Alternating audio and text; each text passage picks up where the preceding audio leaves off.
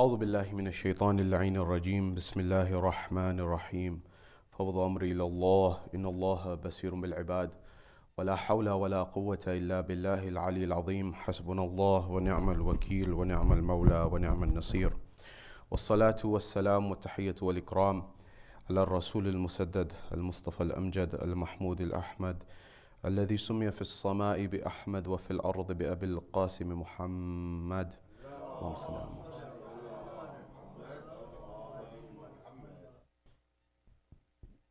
وعلى أهل بيته الطيبين الطاهرين المعصومين المظلومين المنتجبين الذين أذهب الله عنهم الرجس وطهرهم تطهيرا.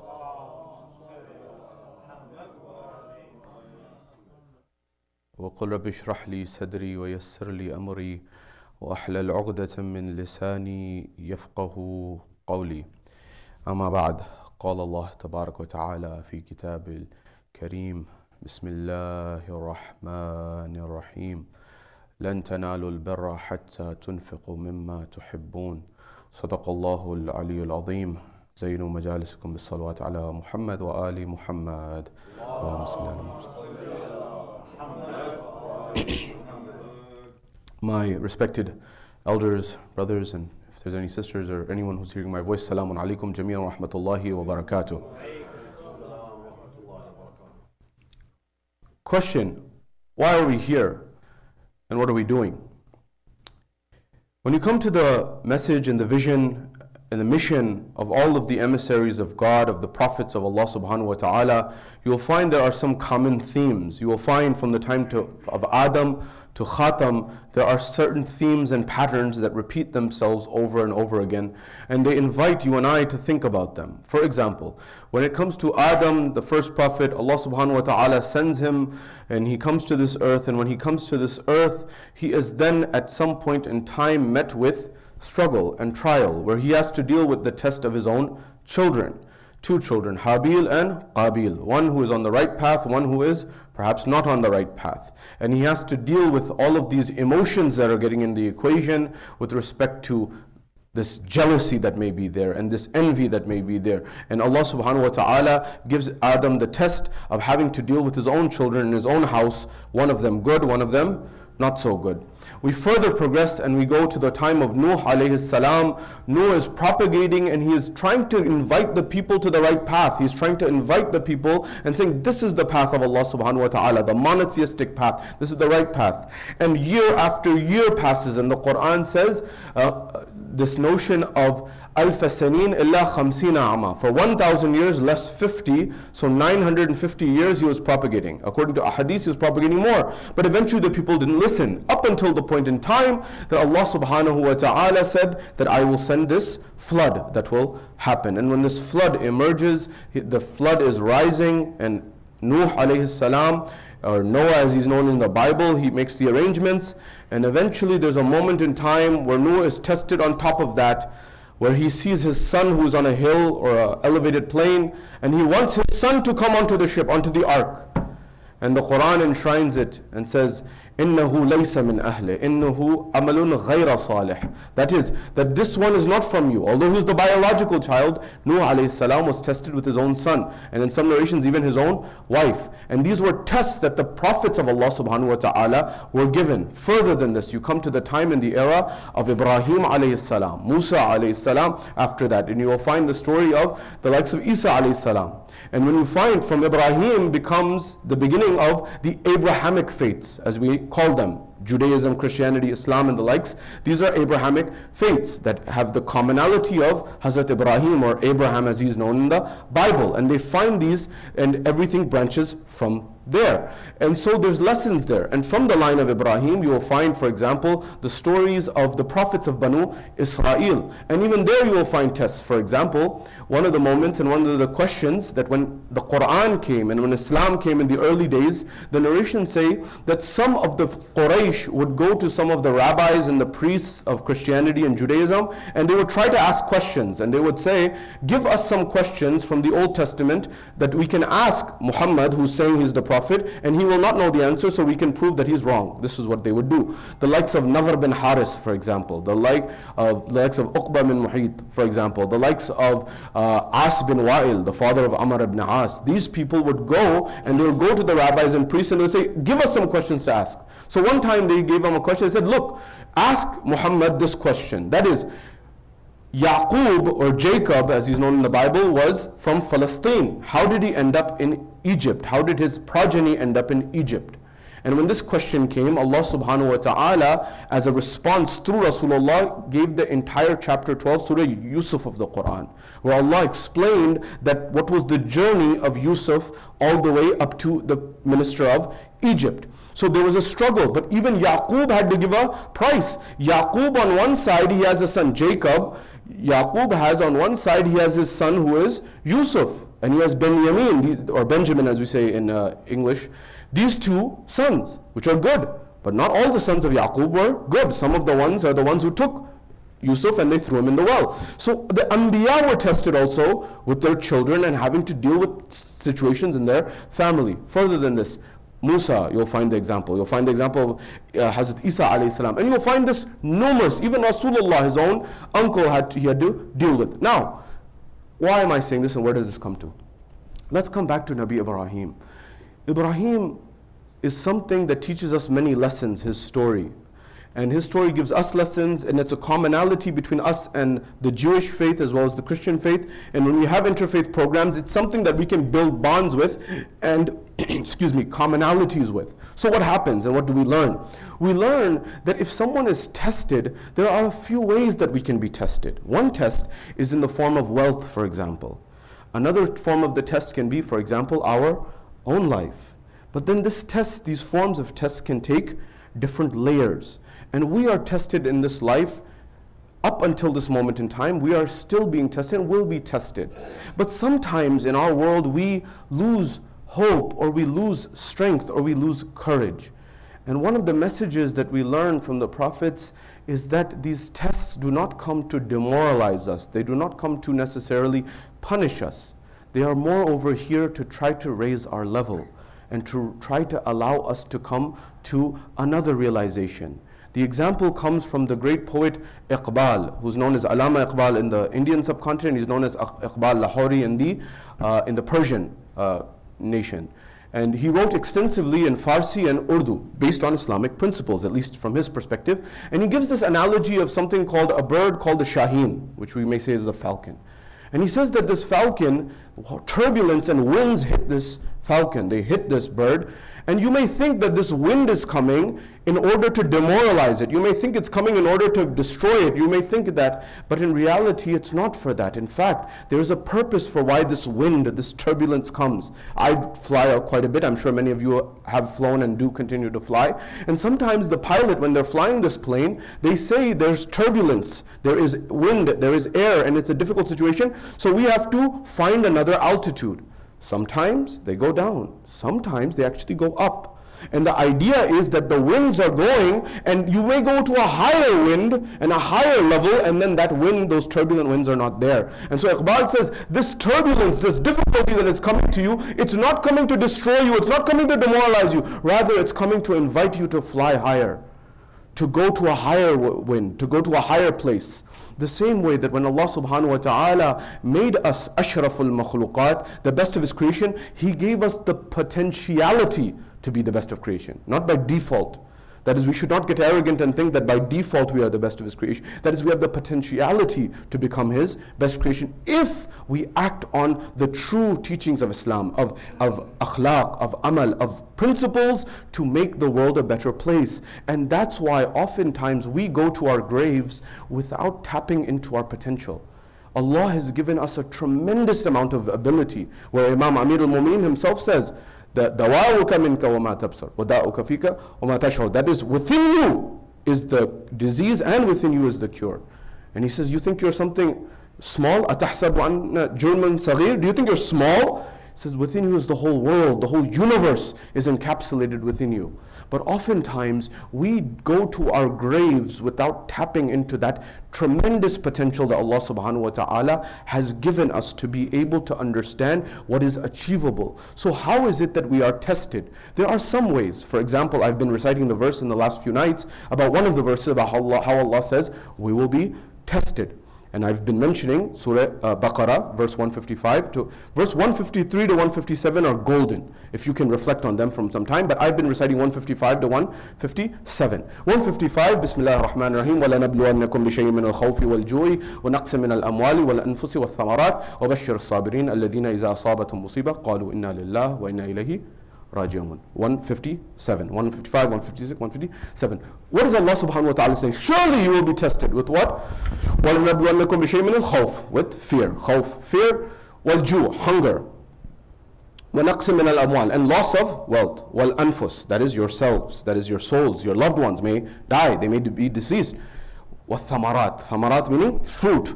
And this idea of fruit meaning your children, the people who are your progeny. And these are some of the biggest tests that someone may face. And the question is, do we lose hope, or do we realize that maybe Allah is planning and preparing us for some greater reward that is down the line? And this is something that we need to reflect on. The verse that I began with is the verse that I want to connect this conversation with, where Allah subhanahu wa ta'ala says, لَن تَنَالُوا الْبِرَّ حَتَّى تُنْفِقُوا مِمَّا تُحِبُّونَ. Allah is saying, that is, before I explain what this verse means, you need to first understand sometimes the intricacy and the specificity of the Arabic language and why Allah may have chosen this to try to explain. This term, لَن تَنَالُوا الْبِرَّ, this is the verse, but lan, when that term is used in the Quran, it has a very particular meaning. It's an exclusivity clause, meaning if and only if, or impossibility, it will never happen. For example, Musa says to Allah, he says, Ya Allah, I want to see you. Musa Kalimullah, Moses. And Allah responds to him, he says, Lan tarani, meaning you will never see me. It's an impossibility. And so this is a principle that the same word is used in this verse. Lan tanalul birra hatta tunfiqu mimma tuhibbun. You will never achieve righteousness until you give away from that which you love. And that means that you may love wealth, you may love something, you may love pride, you may love your ego, you may love your popularity, you may love your respect, you may love X, Y, and Z. But until and unless whatever it is that you love, and everyone has their own battles that they are fighting, until you sacrifice from that, you will not achieve righteousness. Everyone needs to ask what that is. So now come back to Ibrahim alayhi salam. Allah tested Ibrahim in certain ways. How did Allah test Ibrahim? We often think Ibrahim's story starts on the final sacrifice. That's the end. No, the story starts earlier. We're told, for example, Ibrahim alayhi salam, he is herding sheep. You know, he was a shepherd. And this is a theme that the ulama say, that Allah subhanahu wa ta'ala made all the prophets in some form shepherds to look after sheep. And some of the ulama, the ulama of akhlaq, they say that why that is. And they say that herding sheep and looking after these sheep who don't know what you're saying and they don't understand, and bringing them all in one place and looking after them, this is actually very good training to be a prophet. Because when you're dealing with human beings, the same thing is going on. They don't always understand your wisdom. Some of them will fight you, some of them will attack you, some of them will go there, some of them will go here. But when you can bring everyone together, it gives you that patience that you need in order to succeed on this endeavor. So Ibrahim is in the valley, and this is in that area where he is the only believer. And at that point in time, he hears the cry, Subbuhun Quddus Rabbul Malaikati war Ruh. Ibrahim says, the name of my Lord, there's someone who's believing in monotheism, there's someone who has this connection to my Allah. Who is that cry? He looks at me, sees, and at that point in time he says, can you please recite this zikr one more time? And the person responds, Ibrahim, what will you give me for this? Ibrahim says, I have these sheep, this flock of sheep, I'll give you 1/3. He says, very well. So give 1/3. Subbuhun Quddus Rabbul Malaikati war Ruh. Ibrahim is saying, what a beautiful zikr, what a beautiful statement, what beautiful remembrance of Allah subhanahu wa ta'ala. He says, one more time, just one more time, recite this for me, please. He says, what will you give me? He says, whatever I have left, half of it. I'll give another 1/3 of the original 1/3, one more 1/3 for you. So very good. Okay. Subbuhun Quddus Rabbul Malaikati war Ruh. Wow, what a voice, what a statement. What a reflection, the zikr of Allah subhanahu wa ta'ala. He says, one more time, please. So what will you give me? He said, I will give you what I have left of my sheep. And so the call out was, Subbuhan Quddus Rabbul Malaikati wal Ruh. Ibrahim gave all of his sheep, which was the wealth of the time. You know, today we have bank balances and cars and property. This was his financial assets. This was his economic assets. And he gave everything away. And when he gave everything away, the person looks back and says, Ibrahim, you have been successful in your test, that I am the Jibreel and the angel that has been sent by Allah to test you in the way of your rizq and your sustenance. And you have passed this test, the first level of the equation. The second level, we go further in the story of Ibrahim. Ibrahim is calling the people to their goodness. That is, he's telling them, believe in one Lord. Do not be in idolatry. He's asking them to do what's in their interest. He's not doing anything for himself. And then eventually Namrud, or Nimrod as he's known in the Bible, comes forward and says, look, here's the situation. He says, we need to finish off Ibrahim. So he erects a huge fire and they catapult Ibrahim in the fire. And Ibrahim is going towards the fire. And Jibreel comes and says, Ibrahim, do you need my help? Do you need my assistance? He says, yes, I need assistance, but not from you, from Allah subhanahu wa ta'ala. Now remember, there are different spiritual games, and I've been mentioning this in those lectures, and I'm reminding you, the game that, for example, some people in our community, in our society, they're looking to make maybe $500,000 a year. Some are trying for $1 million. Some are trying for 10, some are 20, some 100. The same way, I was in Seattle lecturing, and in Seattle, just a stone's throw from where I was down the street, maybe a couple of blocks or a few blocks, live Jeff Bezos and Bill Gates. They're neighbors in Medina, Washington. Now, the game they're playing is they're trying to become the world's first trillionaires with a T. You and I may not be in that game. Maybe some of you are, but most of us aren't. So the same way there are different economic games, there are also different spiritual games. The spiritual game that Ibrahim is playing is much different than you and I. When you and I are faced with a test, for example, we are to take the help from Jibreel if we're lucky. We don't wait for what Ibrahim is about to say, and we don't, when we see a dream, we're not to sacrifice our child. That's only for Ibrahim. He's at a different spiritual level. So now, Jibreel says, Ibrahim, do you need my assistance? He says, do you need help? He says, I need help, but not from you. I need it from Allah subhanahu wa ta'ala. And so he's going further. But look at the yaqeen. Allah delivers him and says to the fire, Ya naru kuni bardan wa salamun ala Ibrahim. Oh fire, become cool on Ibrahim. And Allah subhanahu wa ta'ala delivers Ibrahim. Second test, passed. And that test was that he was willing to sacrifice his own life. And Allah delivered him. Third test, and this is perhaps one of the most difficult ones, where a human being begins to shake, is where he sees the dream where he is to sacrifice his own son. But this was a test for Ibrahim, but not only Ibrahim, this was also a test for Ismail, his son, which the ulama say, because Ibrahim comes to his son and he says that I've seen this dream. What do you say of this? Inni ara fil manami anni asbuk fandur madha tara. That is, I've seen this dream. What do you say about this? Do you accept? And he says that my father, do as you have been commanded. You tell a kid today that I saw my son, I saw that I was sacrificing. He said, Dad, you've lost it. Dad, you need a checkup. Dad, you need to go to the hospital. You're not going to sacrifice me. But Ibrahim and Ismail were on the same wavelength. And so they went and they proceeded towards this. And Allah subhanahu wa ta'ala replaced this sacrifice with a ram, with a sheep. Now, what's interesting here is the people who comment this story about Ibrahim, where he has passed in these tests, in this particular one, the last one that I just mentioned, where he is being asked to sacrifice his own child, this has been the cause of much debate and much conversation in the scholarship of Islam, in the scholarship of Christianity, and in the scholarship of Judaism. Many scholars, many rabbis, many priests, many Islamic scholars have commented and done tafsir and given their views on this issue. And when it comes to the rabbinical community, the Jewish community, the Jewish scholars, they say that this was a big test for Ibrahim, or Abraham as they call him. But what if God had given him one more test, which would be the ultimate test that no one could take on board? And that is what we'll discuss inshallah in the second khutbah. Bismillahir Rahmanir Rahim. Wal Asr. Innal insana lafi khusr. Illa alladhina amanu wa amilus salihat wa tawasaw bil haqqi wa tawasaw bis sabr.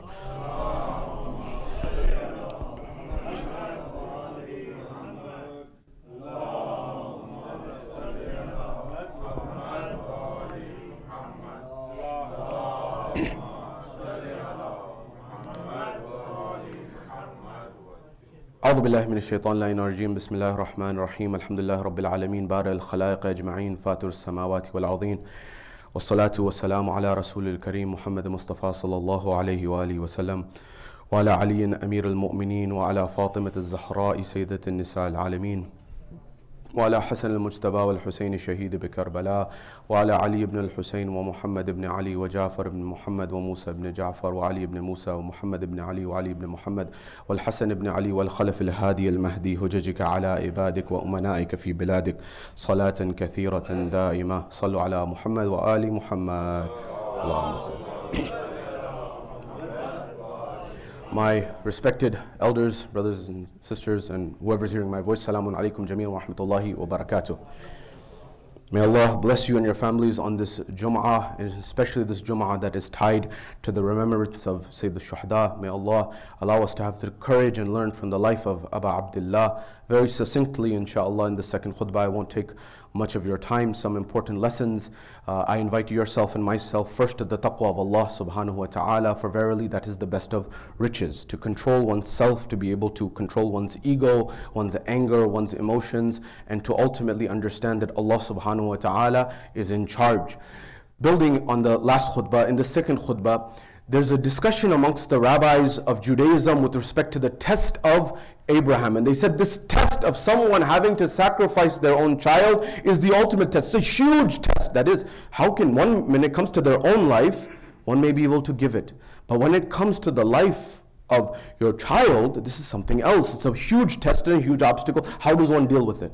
But when the rabbis say, they write one question and they close the books of scholarship and commentary on this, that what if God had tested Ibrahim or Abraham not with his son but with his grandson? That would be the ultimate test. And from the perspective of Islam, that test that Ibrahim passed, he passed his test. But the Quran says, وَتَرَكْنَاهُمْ فِي الْآخِرِينَ. We postponed this to a later date. And that test that Ibrahim, that the Jewish community says would be the ultimate test, that test was actually given to Rasulullah, where he was having to sacrifice his grandson Husain ibn Ali on the plains of Karbala.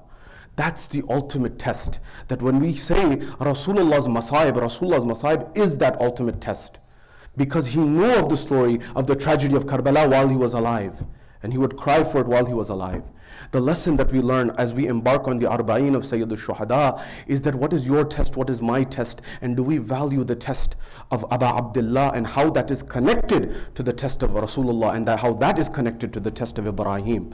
So when we explain to our non-Muslim friends, when we explain to the Christian community or the Jewish community or others about who Imam Hussein is, do we relate it to Rasulullah in that way? Do we relate to Ibrahim that way? That is, the struggle of Imam Hussein is not disconnected from the struggle of Ibrahim alayhi salam.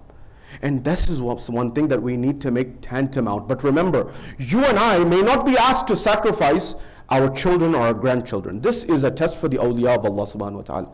But you and I do have some test.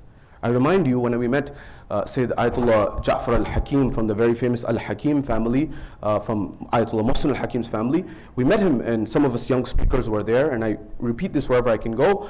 He said we were in a situation where our uncle, Sayyid Muhammad Sa'id al-Hakim, who passed away last year, he said, look, everyone's leaving because of the Ba'athist regime in Iraq, but I can't leave. Why can't I leave? Because if I leave, then maybe this whole Hawza and Najaf will collapse. As you know, many people had to leave from Najaf and they had to go to Qom and other places because of the difficulty of the era of that time in the 70s and 80s and the 90s in Najaf. Anyways, he said, we decided not to go. So what happened was they imprisoned us. So they spent 9 years in prison in Abu Ghuraib and other places and they were electrocuted and shocked and nails pulled and every type of torture you can imagine. Some you can speak of, some you can't even speak of. And they turned that prison into a hawza. They would talk about the Quran. Said Muhammad Sayyid al-Hakim was use a Quran and give dars, and everything he would say from memory. And afterwards they went back and they checked the references. Most, if not all, the references were there, but maybe sometimes they were a page here or two off, but they were there. Eventually Sayyid Ja'far looked at us and he said, look, we got electrocuted, we got our nails pulled, we got tortured, we got everything. This was our struggle for Islam. What is your struggle for Islam?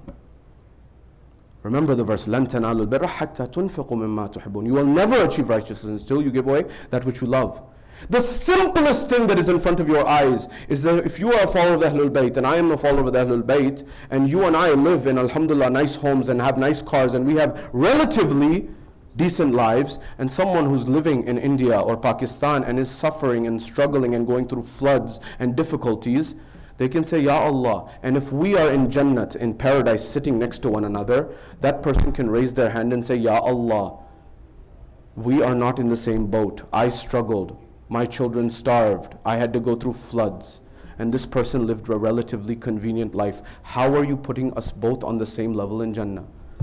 So that means there must be some test that you and I, and what's interesting, when you read the Quran, you realize you may be in the test and not even realize it. And so you think you go to Allah subhanahu wa ta'ala with an A+, and Allah saying you failed. One example is wealth. You think that wealth may be a blessing, but in the Islamic paradigm, wealth is a huge test. And most people have failed and most people are failing. But we don't think that because sometimes we've distanced ourselves from the Quranic teachings. Final thing that I'll leave here, and I don't have much time and I'm sure you're all busy in the weekdays. Look, we need to figure out in this future, how do we get a paradigm and an environment where we are connecting Imam al-Husain's message to both the heart and the mind. We have the connection, alhamdulillah, to the heart, and that is vital and that is necessary. But the next layer and the next level is to the mind. We have our struggles. I'll give you an example. When it comes to this, how willing am I? Ibrahim was tested in numerous ways. Rasulullah was tested. Imam Hussein was tested. But they were tested with the ultimate tests. But do you and I have the ability to step on our ego when it comes to our Imam Bargahs or Husainiyas? That I'm not here, that this message of Aba Abdullah, Imam Hussein, Rasulullah is much bigger than I am. So maybe Allah is asking me, just step on your ego and put yourself to the side for the betterment of community and betterment of society. That may be your test, that may be my test. You know, one challenge that we have everywhere in America, by the way, Christian community, Jewish community, every community has their own problems. I'm speaking to you about our community because this is our sphere of influence. This is where we live and operate. My job is not to critique the Jewish community, the Christian community. That's their problem. That's what they're going to solve. We have to solve our problems. So I'm not saying that those communities are perfect. I'm just saying that we have some work to do. And one of the things that you see coast to coast in America is the Shia community oftentimes is not able to work together. We don't know how to resolve disputes amicably. You know what that means? That is, if I have a difference of opinion with you, rather than making it personal, can we solve it in a way that we say, hey, you have love of Ahlul Bayt in your heart, I have love of Ahlul Bayt, let's work together. But sometimes it becomes viciously personal, and we say, I'm going to open an Imam Bargah across the street, I'm going to do this and that in history. I mean, the amount of lawsuits that I've seen in our community baffles me. Shias fighting Shias. The amount of money that's been spent on this. In every community that I've been, there's either have been lawsuits, Shias versus Shias, or there are currently going on. Or the third example is, it's on track to, it's about to happen. And the question people ask is, where is Islam? Where is the following of the Ahlul Bayt? Where is the principles of the Ahlul Bayt? And that is one of the challenges that we're facing. I'll give you one story and I'll conclude. I was in London, and when I was in London, I mentioned I often talk about development in our community because we have to look after our interests. Look, everyone's looking after their interests. I told you, and I mentioned in one of the lectures, that Goldman Sachs estimates that the average or the net income and wealth of the Indian community in America is $1 trillion with a T. In Silicon Valley, in New York, and across America, they are extremely active in politics, in economics, in media, in all these. And hats off to them. I'm not criticizing them. I'm saying that, look, the question is, what are we doing for each other? What are we doing to help our cause? Are we helping each other the way they may be helping each other? Are we helping each other maybe the Jewish way, the way the Jewish community is helping each other? Or are we not? Allow me to explain. I always talk about development, right? And whenever I was talking about this, I was mentioning this in London, and one brother came up to me afterward. He said, Sayyid, I need to share something with you based on what you said. I said, what is it? He said, I came from Iraq. When I came from Iraq, I had to leave as in exile from Iraq. I had a good job and respectable life in Iraq. I was an engineer. He said, when I left Iraq under the Ba'athist regime, the first country I came to was Germany. When I came to Germany, I wasn't able to leverage my knowledge of engineering and things of this nature, so I had to get whatever job I can to put food on the table. That's also maybe a form of a test. Anyways, he says the job that I got was working in a supermarket, a grocery store. And my job was procurement officer, to get the supplies from the suppliers, to negotiate and make sure the stocks, the shelves are stocked. So he said, I would work really hard in this job. I would, for example, negotiate very hard with the suppliers, and I would say, give me a good deal, and then we would stock the shelves so that the profit margins for my company in the store was the best. And 1 day passed, and 2 days passed, and 1 week passed, and 2 weeks passed, and eventually time passed, and I was doing very good. I became very good at this job, and the profit margins began to go up and up and up for the business, and things were good. Economy was good, the business was good, everything looked good. So one day he said, the owner of the store called me into the office, and he said, look, I'm thinking maybe I'm getting a promotion, maybe I'm going to get advanced, like all this work that I've done for this time. And he says, look, I need to let you know that I have to relieve you of your duties. I have to lay you off. I have to fire you. I said, wow. So I wasn't expecting that, but he said, okay, look, I came from Iraq, I built a new life here, you helped facilitate that, I thank you for the opportunity, no doubt about it, and I have no objection. The only thing is that I just want a straight answer and an honest answer about why, that's it. Meaning, he said, what do you mean? He said, look, I know and you know the economy in Germany is good at this time. I said, yes. He said, I know and you know that business is good at this time. I said, yeah, that's true. He said, I know and you know that I'm the best employee that you've had in this position. I said, that's true also. So just tell me why, that's it. He said, you're right, all of those are right. Economy's booming, country's booming, business is booming, you're the best at this job, all of it's right. So then why?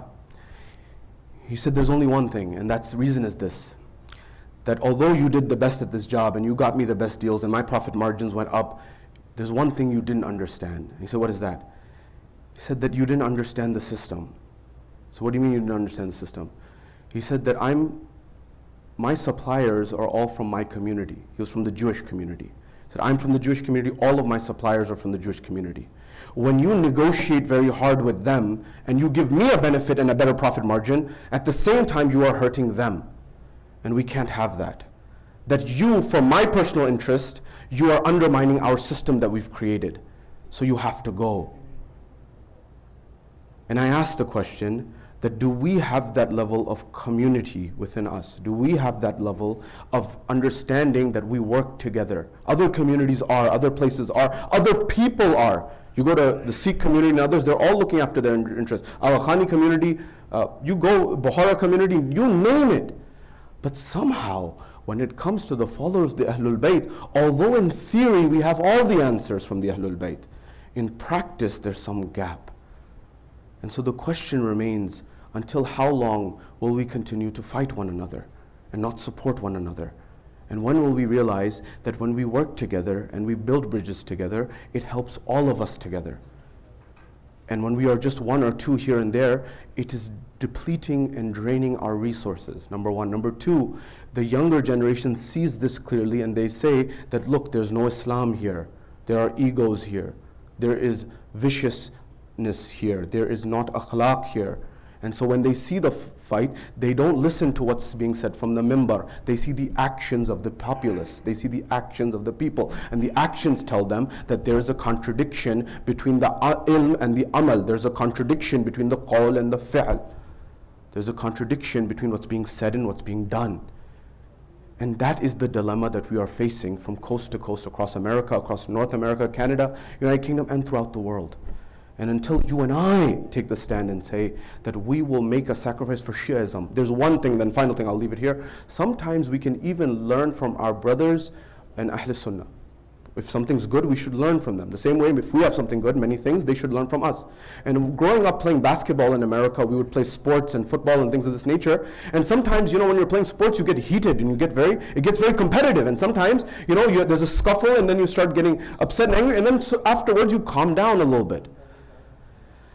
And every time, sometimes the guys I used to play with, who are from the Sunni community, afterwards somebody would say the line, I forgive you for the sake of Allah. And that line was beautiful to me. Do we forgive others for the sake of Allah? I forgive you for the sake of Imam Hussein alayhi salam.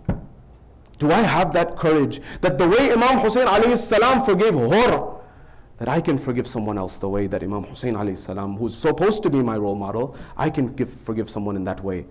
Start with your family members, your spouse, your children, your near ones. and then build in the community the next way. If you learn anything from Abu Abdullah, it's this: when you forgive, that is not a sign of weakness, that is a sign of strength. Because if it was weakness, Abu Abdullah would not have forgiven. True strength comes from the Ahlul Bayt. True strength comes from Ali Muhammad. True strength comes from Amir al-Mu'mineen. For 25 years, as he himself says, it was as if there was a thorn in my eye I watched. That's strength. Sometimes we have pseudo strength, fake strength in our communities. And that's the reality that no one is willing to come to that conclusion. Forgiveness, learn that line. As the poet says, Dono jahan ki mangta ni'mat Husain se, Dono jahan ki mangta ni'mat Husain se, Kam zarf mangta raha bayat Husain se, Kam zarf mangta raha bayat Husain se, और आया था सबसे देर में लेकिन कमाल है, आया था सबसे देर में लेकिन कमाल है, हुर सबसे पहले ले गया जन्नत हुसैन से. He came the last, he came one of the later ones. The poet says he could have asked, Yazid could have asked for anything from the son of Fatima al-Zahra, Imam Hussein, and Imam Hussein would have given it to him. This was the sakhawat and the generosity of Hussein. But he asked for that thing which he should not have asked for, which was bay'at. He should have known his place. Anything else Imam Hussein would have given to him. To the extent that Imam Sajjad afterwards said that the likes of Yazid and there can be forgiven if they recited Salatul Ghufayla, Namaz Ghufayla. But he said they won't have the tawfiq to do it. The enemies on the other side, they won't have the tawfiq. This was the capacity of the Ahlul Bayt. Don't get me wrong, Yazid is the villain of all villains. One should not have any compassion for what I'm saying is, the Ahlul Bayt, even for the worst enemies, they said, you have a way out. But they didn't follow that. And the poet says that he was one of the last to come to Imam Hussein. But he was one of the first to take Jannat from Imam Hussein alayhi salam, paradise. We ask Allah subhanahu wa ta'ala to allow us to learn from the message of Imam Hussein alayhi salam, from the message of Ibrahim alayhi salam, from the message of the Ahlul Bayt alayhi salam, to do that which is difficult but that which is right in terms of how the Ahlul Bayt operated, to forgive one another, to be able to work together to build the future of our community. Bismillahir Rahmanir Rahim. Wal asr. Innal insana lafi khusr. Illa alladhina amanu wa amilu salihat wa tawasaw bil haqqi wa tawasaw bis sabr.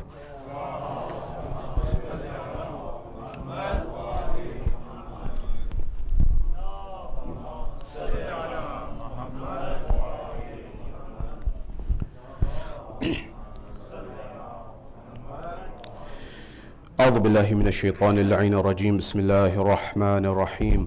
الله أكبر الله أكبر. أشهد أن لا إله إلا الله، أشهد أن لا إله إلا الله، أشهد أن محمد رسول الله. اللهم صل على محمد. أشهد أن محمد رسول الله. اللهم صل على محمد.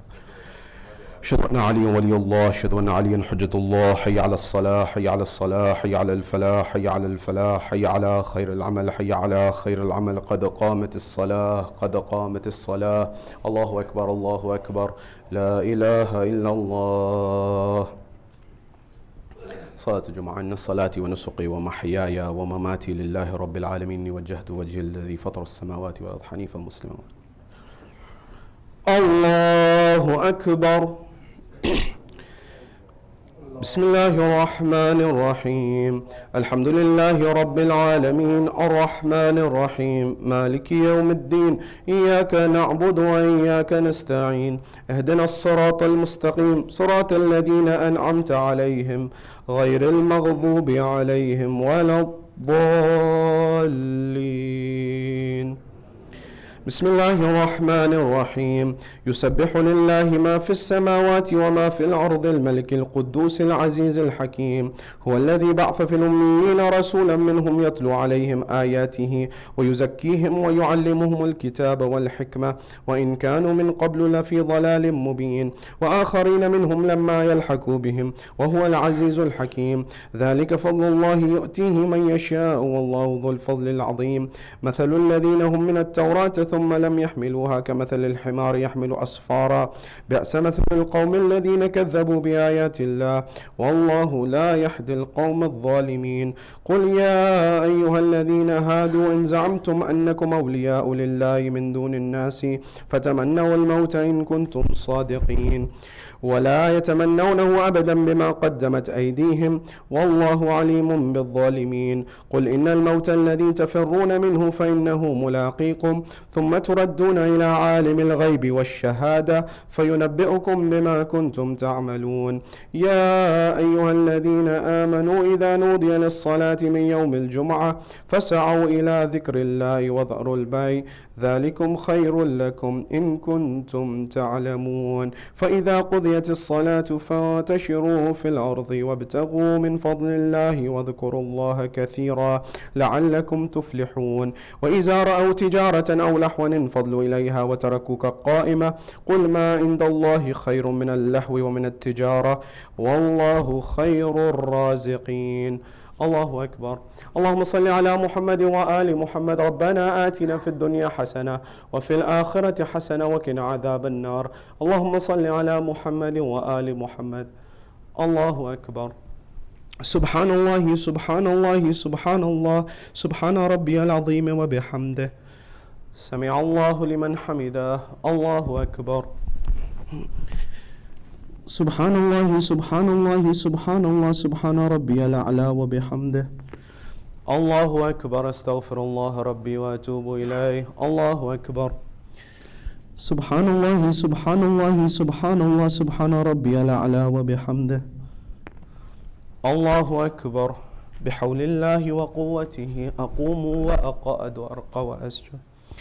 بسم الله الرحمن الرحيم. الحمد لله رب العالمين الرحمن الرحيم مالك يوم الدين إياك نعبد وإياك نستعين اهدنا الصراط المستقيم صراط الذين أنعمت عليهم غير المغضوب عليهم ولا الضالين. بسم الله الرحمن الرحيم. قل هو الله أحد الله الصمد لم يلد ولم يولد ولم يكن له كفوا أحد. الله أكبر. سبحان الله سبحان الله سبحان الله سبحان ربي العظيم وبحمده. سمع الله لمن حمده. اللهم صل على محمد وآل محمد. ربنا آتنا في الدنيا حسنة وفي الآخرة حسنة وقنا عذاب النار. اللهم صل على محمد وآل محمد. الله أكبر. سبحان الله سبحان الله سبحان الله سبحان ربي الأعلى وبحمده.